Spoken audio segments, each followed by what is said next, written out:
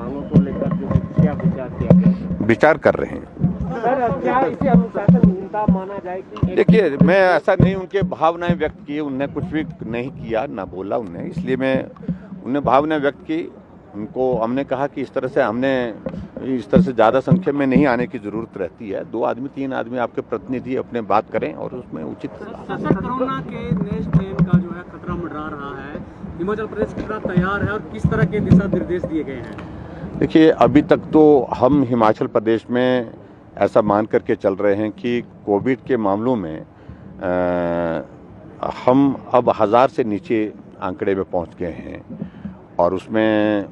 महसूस कर रहे हैं कि एक्टिव केसेस अब धीरे धीरे कम हो रहे हैं। लेकिन फिर भी उसके बावजूद, जैसे पिछले कल पंडोह में एक बड़ा नंबर आ गया, 30 बच्चों का, 35 35 बच्चों का जो है वो एक स्कूल में, जो नवोदय स्कूल है वहाँ पर, उसमें आ गया। तो ऐसे में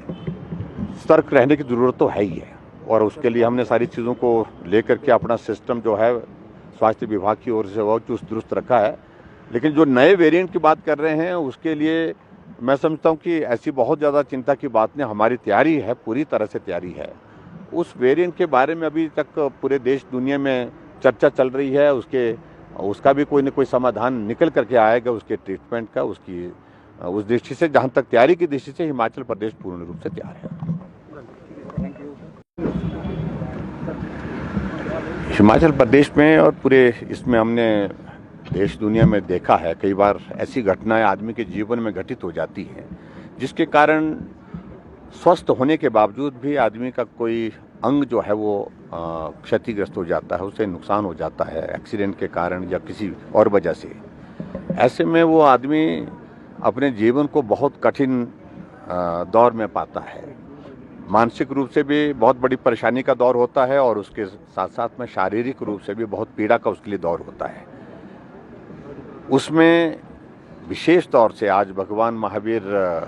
दिव्यांग सहायता समिति जो है हमारी यहाँ हिमाचल प्रदेश में शिमला में आए हैं, एक बहुत सुंदर प्रयास इन्होंने पूरे देश भर में किया है। जयपुर से आए हैं और उसके बाद यहाँ शिमला में, शिमला के बाद मंडी में, मंडी के बाद फिर कांगड़ा में, 3 जगह ये कैंप इस तरह से लगा रहे हैं। और इसमें सबसे बड़ी बात देखी मैंने कि उसी वक्त ही थोड़ी देर, 1 घंटे के अंदर अंदर सारा वो बना करके तैयार कर देते हैं साइज़ के मुताबिक और उसके कंफर्ट लेवल को और बेहतर किया जाए, इस तरह से वो प्रयत्न करते हैं ताकि किसी का अगर शरीर का कोई अंग इस प्रकार से टूट गया है या खराब हो गया है तो उसको वो कृत्रिम अंग लगा करके मदद कर रहे हैं। और इस प्रकार से हिमाचल प्रदेश में